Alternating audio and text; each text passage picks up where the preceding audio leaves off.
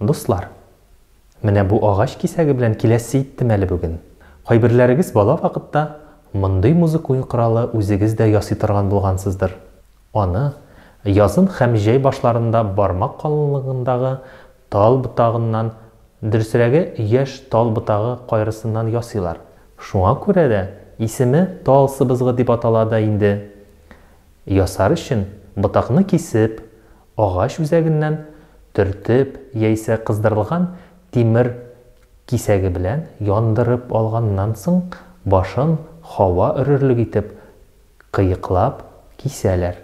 Сызгыртып уйнар өчен менә дигән музыкаль аһәңле уенчык шуның белән дә әзер була.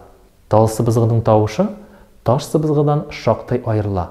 Аның авазы шактый яңгыравыклы һәм кискен.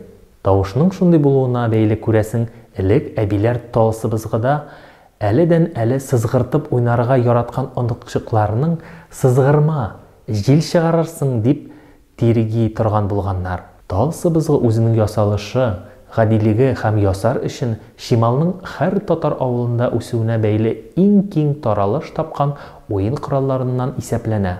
Шулай булуына карамастан, анда бер вакытта да сәнгать әсәрләре башкармаганнар.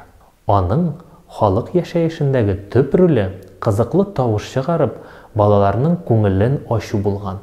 Тавышны тыңлап карыйбызмы?